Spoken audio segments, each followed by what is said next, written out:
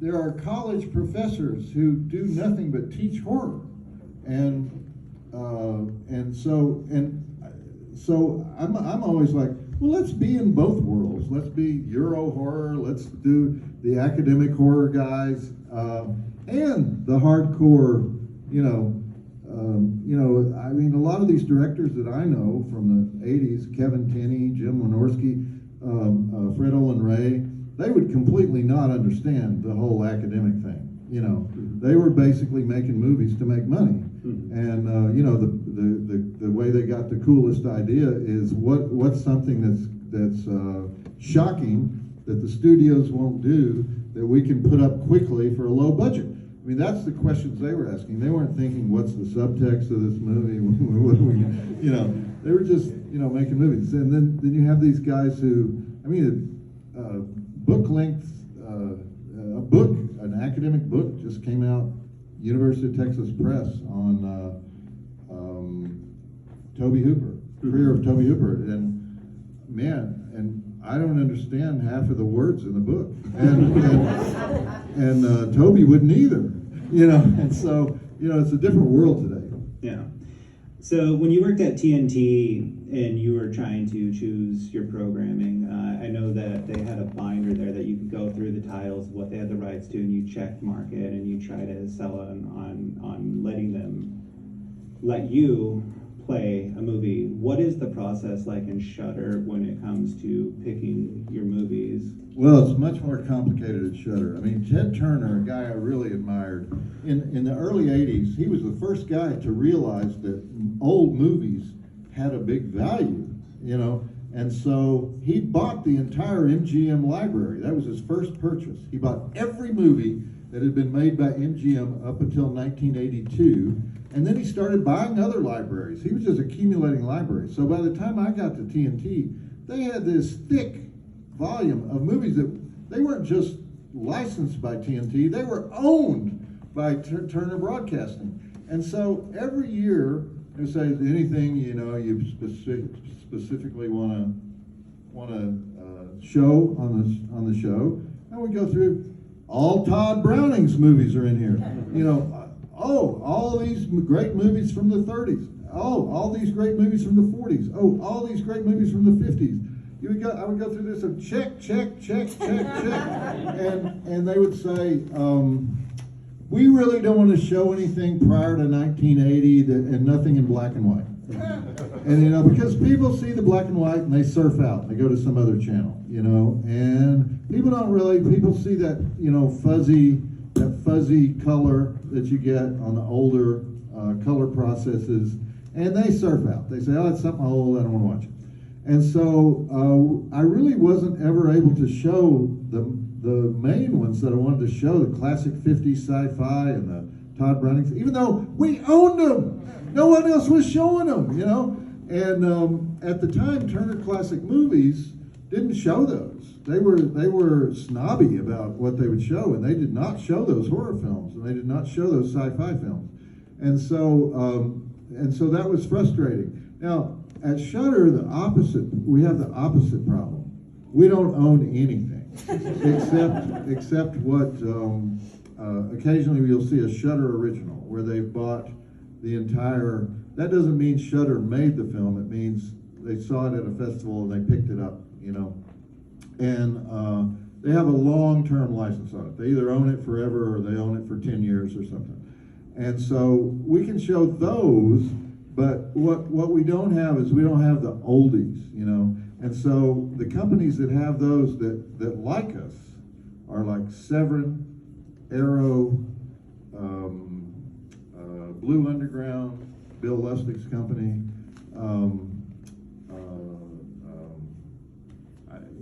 There's about 5 of those companies, and so those we can get easily. But if it's a Lionsgate title, an MGM title, a Universal title, then there's 2 things that can happen. They either won't sell it because they want to save it for somebody's big Halloween promotion, or they have clause in the contract that says you can't interrupt the movie. Well, obviously I can't show the movie if you can't interrupt the movie. The reason they put that in the contract is they don't want people selling commercials in the movie. So it's really not intended to hurt us, but it does hurt us. You know, it's like boilerplate, they won't change it, it's in every contract they send out. And so we have a lot of trouble landing the exact movies that we want. And so, however, Shudder kind of turned the corner about a year ago, and they now have more clout than they would have had in the past. And Sam Zimmerman, who is the official curator of Shudder, is very optimistic that some of these companies now want to cooperate with us and want their movies to be shown by Shudder. And he has encouraged me and said that now if I submit titles, that he won't have as much trouble getting the title as he's had in the past. So we'll possibly be able to show some stuff that we've wanted to show from the beginning, but we just can't get it. Although I like the fact that sometimes we have to show Hack-A-Lantern. We didn't set out to put Hack-A-Lantern on Halloween. That wasn't our first choice. That may have been our 39th choice, you know. But once we had it, we kind of loved it, you know. So Demon Wind, you know, we didn't set out to show Demon Wind, but I was pleasantly surprised that after we showed it, theaters started putting it up as a midnight movie, you know. And so sometimes we're sort of creating cult films by necessity, you know. So it's not always bad that we can't get the movies that we want. Yeah. So you guys got to show a lot different styles of movies than you've shown in your previous incarnations of this show. One of which was one that you made. We're in. Oh. Sorry. No, I didn't make it. Yeah, but you were in it. Sorry. One that you were in. Was that a genuine surprise to you? Was that something that was played up for the screen? I know Darcy had a large part in Darcy getting, did that. Darcy did it. It was all Darcy. I mean, I didn't even think there was mention of it in the background. I didn't pay any attention to it because I thought it was a joke. They never even finished the film, you know. And Darcy goes, "No problem. I'll make sure they finish the film."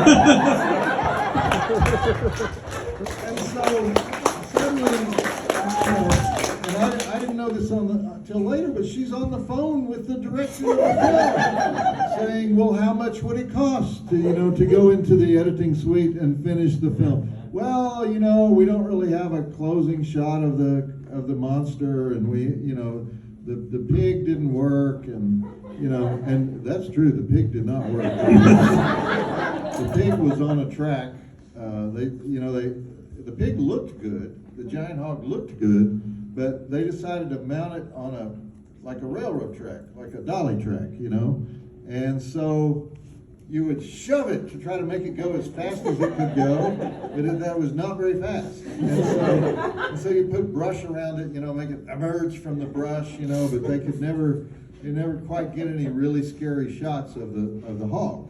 And so, in fact, I remember being on the set and I was saying, Diane, just go to one of these, exotic wildlife parks, find some big, mean-looking pigs with the tusks, and shoot them with fast-speed film, like scare them, throw some rocks at them,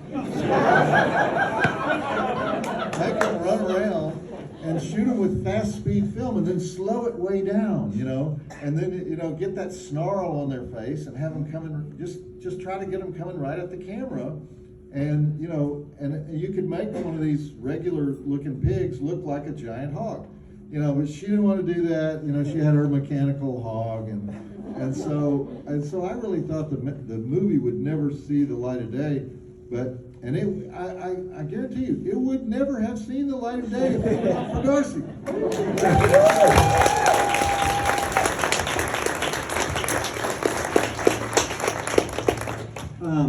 You can correct me if I'm wrong. I remember through like a promo or something you said in Monster Vision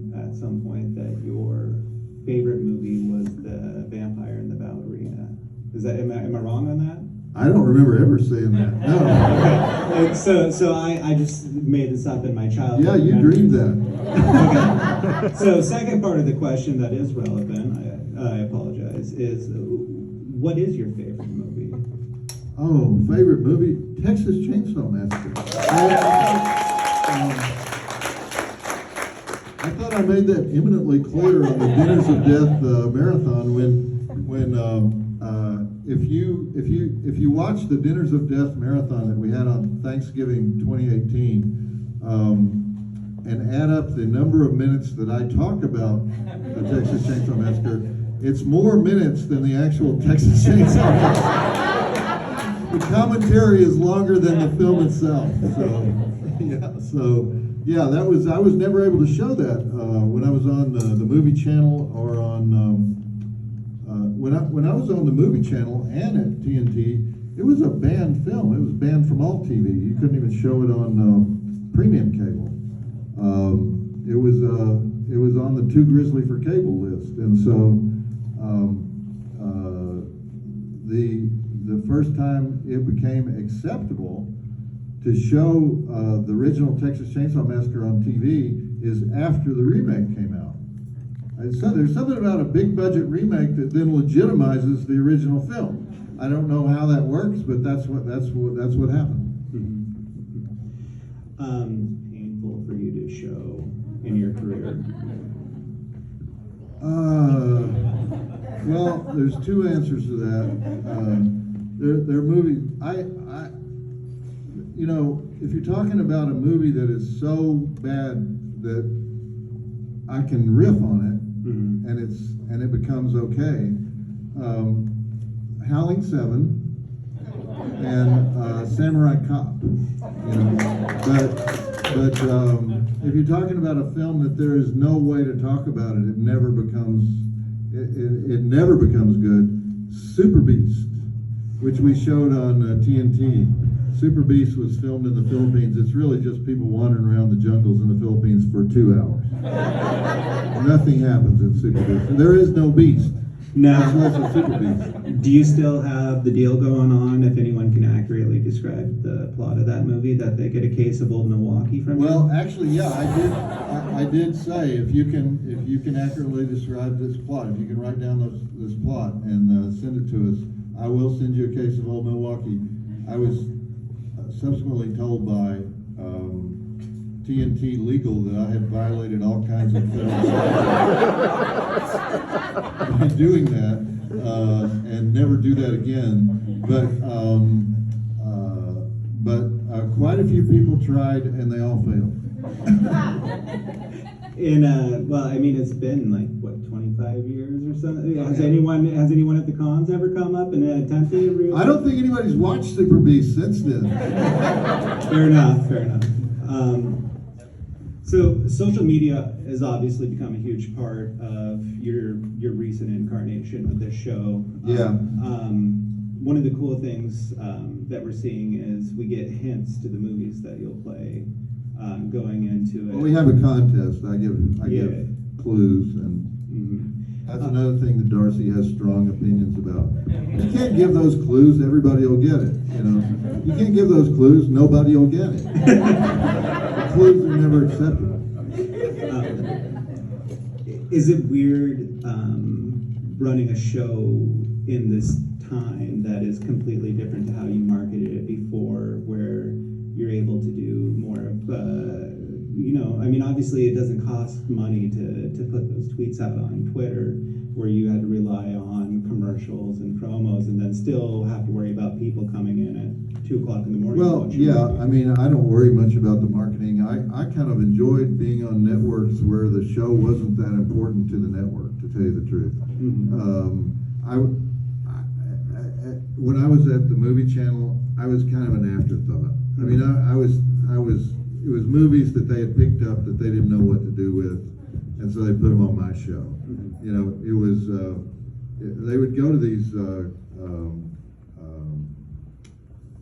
film markets in Europe. The big one was in Milan, and all the films from around the world would be for sale. And so at that time, they would the sellers of the films would say, they would say, we want these 2 films. They would say, okay, you can have those 2 films, but only if you buy these other 38. And so they would do it. They'd buy, come back with a 40 film package, and they would say, these 38 go on Joe Bob's show. These are the 2 we want, And so, and then at TNT, they didn't really program late night. I was just something that was added on, Obviously, they, now they have talk shows. Turner networks have late night talk shows, but at the time, it was just, you go ahead and do your thing, and as long as you're done by 6 a.m., we don't care what you do. And so that's why, sometimes the intro to the film is 10 minutes long, and sometimes it's 2 minutes long. And sometimes the breaks are 30 seconds, and sometimes they're 6.5 minutes. It was just like whatever we wanted to do, as long as we were off the air by 6 a.m. That was the only rule, and they didn't really pay attention to it. The only time they paid attention to it is one week I made some Kathy Bates jokes, and there was a bunch of protests, and they got enough letters that the head of the network decided to watch the Kathy Bates jokes, and I was upbraided and warned and disciplined. But that was the only time. They only reacted if there was some kind of controversy like that. They didn't really pay attention, and I enjoyed that. I enjoyed it being that way. So at Shudder, it's a different world. I mean, the fans watch intently. I mean, I got a letter, a long letter, excoriating me for one of the refrigerator magnets. It's like they study the set, and they look at every refrigerator magnet, and they want to know why that refrigerator magnet was on it. I don't do that. Yuki puts the refrigerator magnet. That's a Yuki decision. It's not mine. And so things like that you get from social media, and then from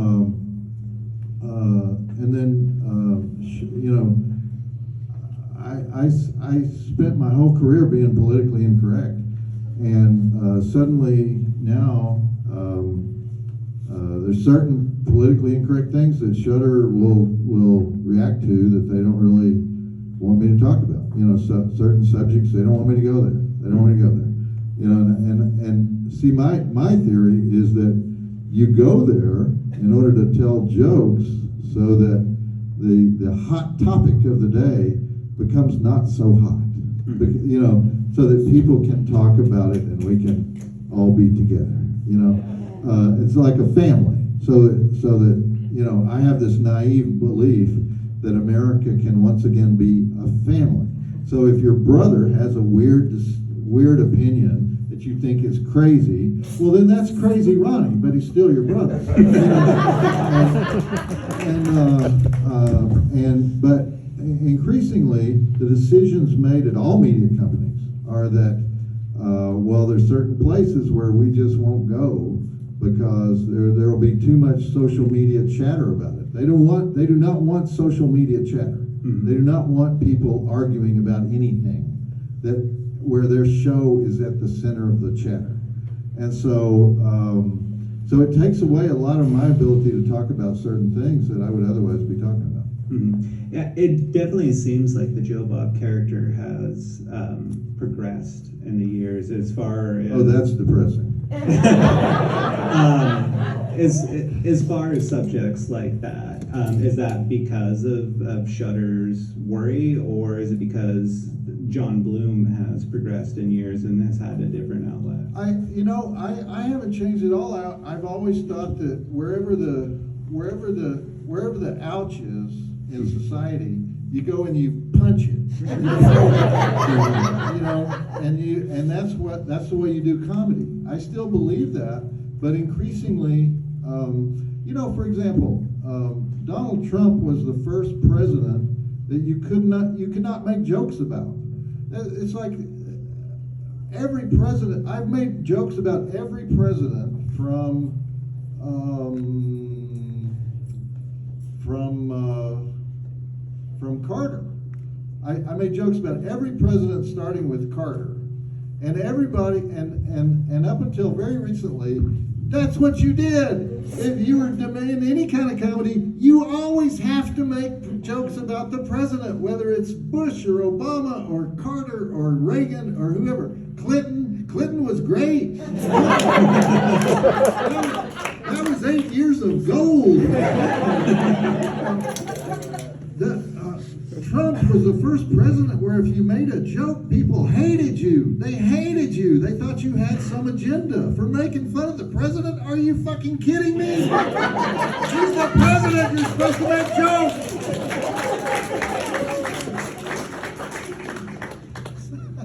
So the world changed. The world changed. So what's next? What's next for you on Shudder? Are you guys working on a new season? Season 4. We're going to have some specials before we do season 4. I think anybody who's been watching the show can probably figure out when those specials are. They never want me to announce when the shows are coming up. I don't know why. It's like, oh no, all that marketing stuff has to go out 2 weeks before or whatever.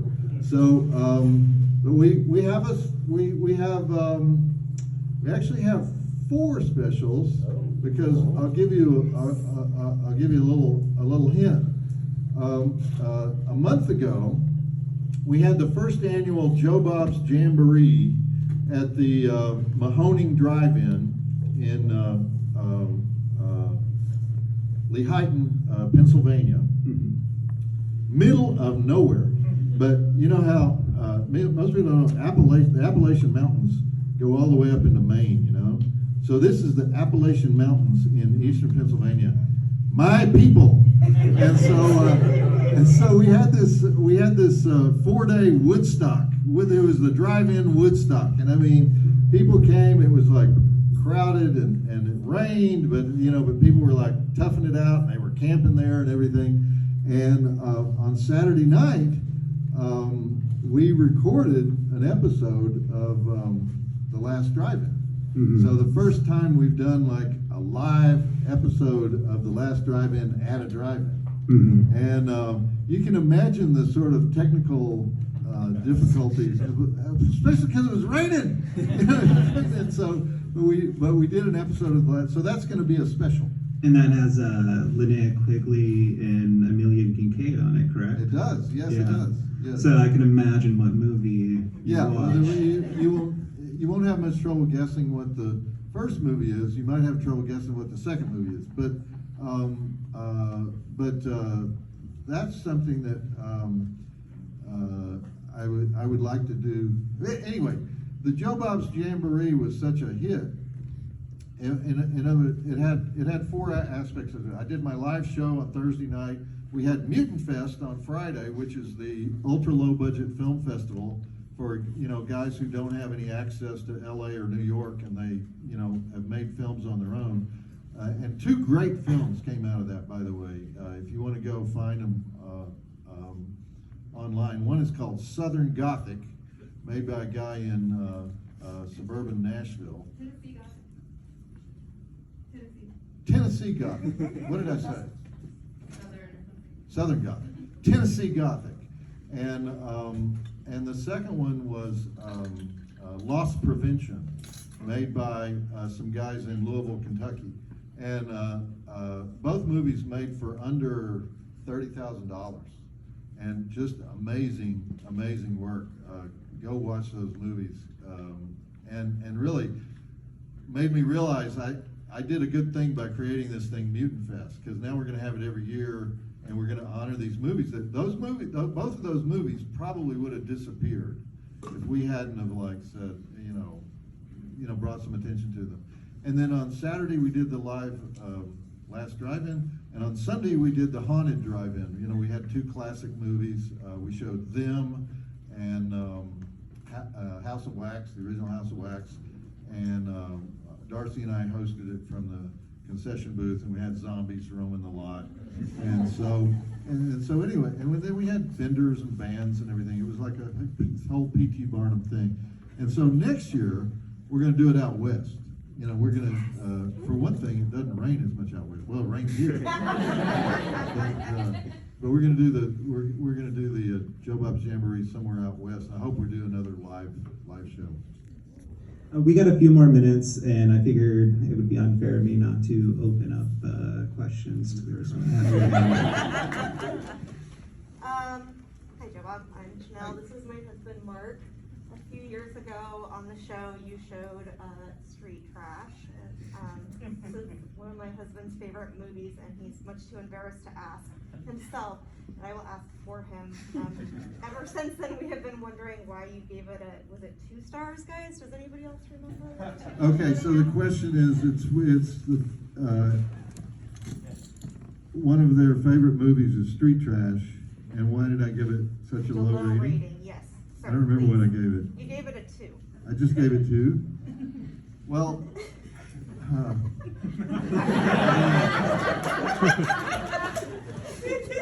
there are aspects of the movie Street Trash that I would say are less than professional. Would you not give me that much? I'll give you that. Okay, and there are... Are you always professional? Well, there are aspects of the script that are, I would say, on about a 6th grade level. Would you admit that as well? Yes. Okay. Yes. So we have to have some movies that get 2 stars. As opposed to, you know, if you're comparing Street Trash to Hellraiser, which got 4 stars, I think there's a 2-star difference between the two. Can you say there's 2 stars? We don't agree with that. Okay. You don't agree that Street Trash is 2 stars below Hellraiser? No. Okay, well, you know, that's why we have Crazy Ronnie in the family.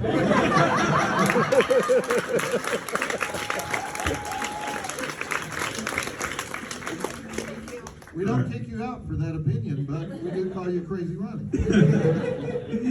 All right, anybody else? Yes. Hi, Joe Bob. Hi. My name's Julie, and I'm a huge fan. My daughter got me in watching Shudder and The Last Drive-In. I'm wondering if you and Darcy will ever do like a Freaky Friday. You'll do social media and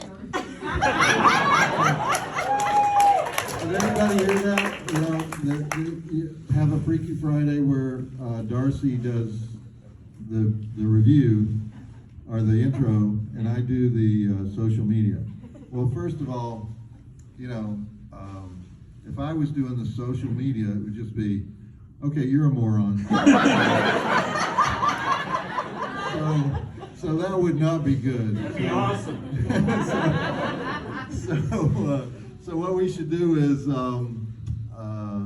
you know, Darcy did do the drive-in totals for Hogzilla. So, you know.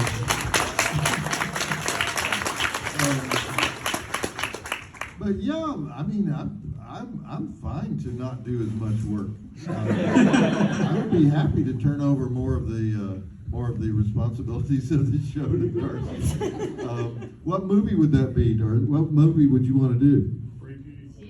What? What would you want to do? Oh, Yes, thank you. And can we talk about how you gave Halloween 3 a poor rating as I thought well? you were going to just say Scream. Okay, well, okay, so, why I gave it 1 star or whatever I gave it? Half a star? Well, I mean, the original reason is it has no Jamie Lee Curtis, it has no Dr. Loomis, it has no Michael Myers. You know, so that was the original reason. But in addition to that, I think a plot about Halloween masks that blow up is a little bit trite.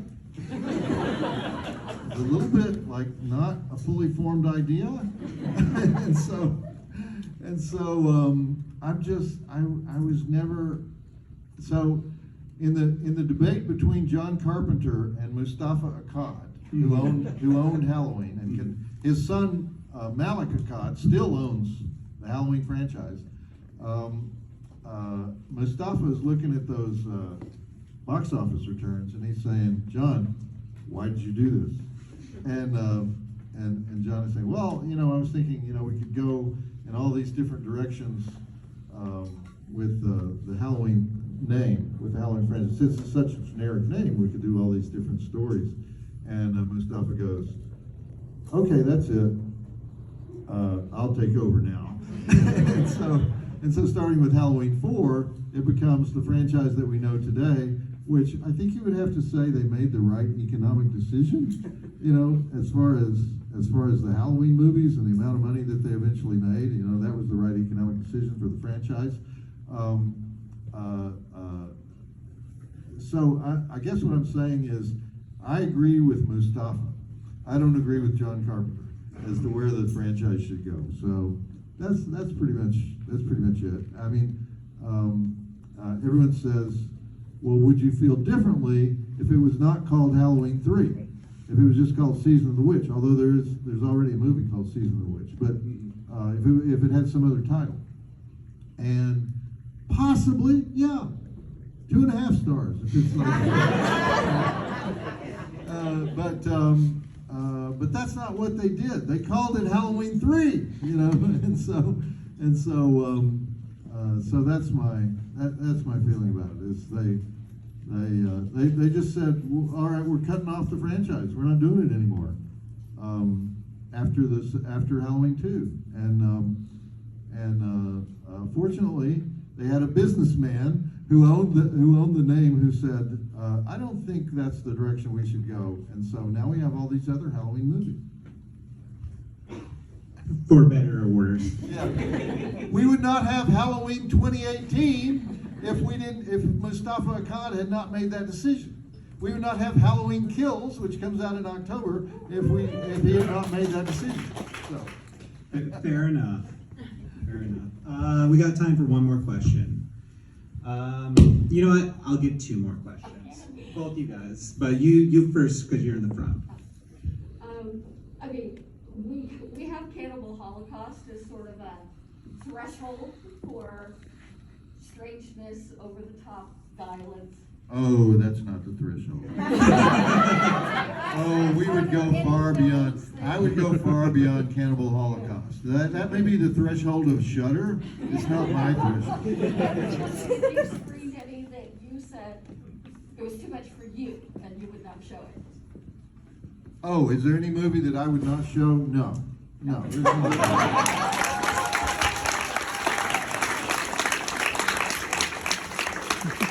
I might say this grosses me out, and I can't imagine what kind of person would do this, and he should be executed. But I would still watch it.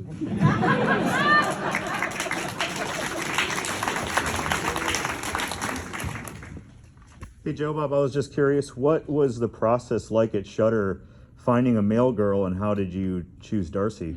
Oh, there was no process. I mean, I had, in 2016, I want to say 2016, I was, in my other career, I had written a book called Eccentric Orbits.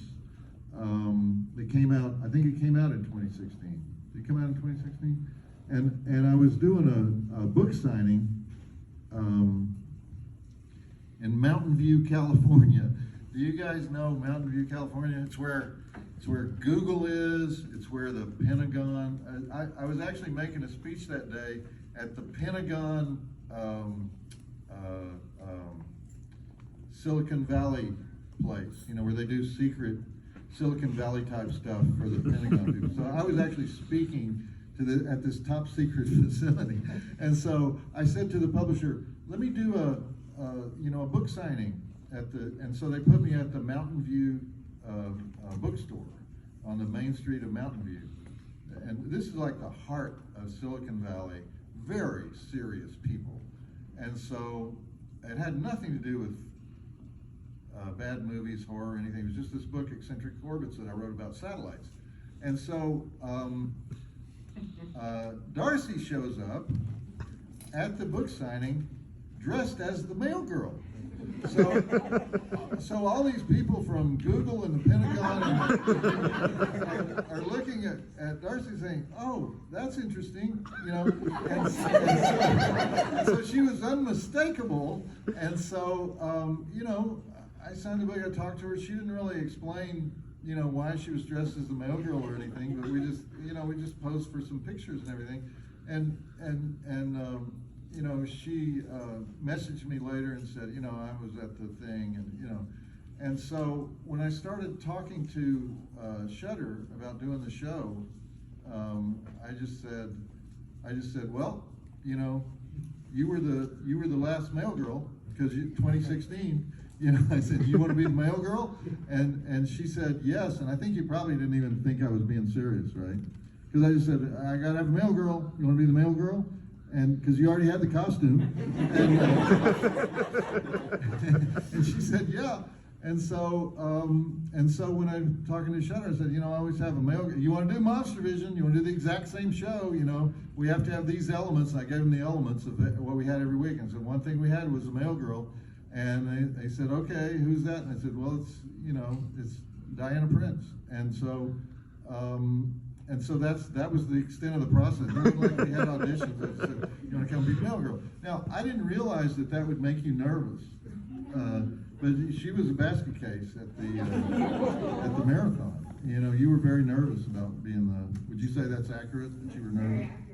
Okay. She was very nervous about, and I think you thought that there was no speaking, right? I thought it was just That you just walked out with the mail as a model and gave me the mail, and you had to say lines, and that was terrifying to you, right? Okay. Anyway, so that's that. So I said, no, the mail girl has to give me shit. You know? and she doesn't naturally give me shit, you know. And so I said, well, now she does. You know. So that's the extent of it. Plus, she kept saying. She kept saying, you should do this, you should do this, you should come back and do this. And I said, you know, I just wrote this book. They got named one of the top 10 books of the year by the Wall Street Journal. I said, you're saying I should go back to doing the Monster Vision type stuff? You know, after, it's like, now they're going to forget me. They're going to forget me at the Wall Street Journal. They won't even know who I am. And it's like, you know, I can't keep going back and forth like this. She said, no, this is the right decision. Go over here. And I said, well, it's certainly more fun, you know. and so that's, she kind of talked me into, you know, putting my whole, you know, heart and soul into it. So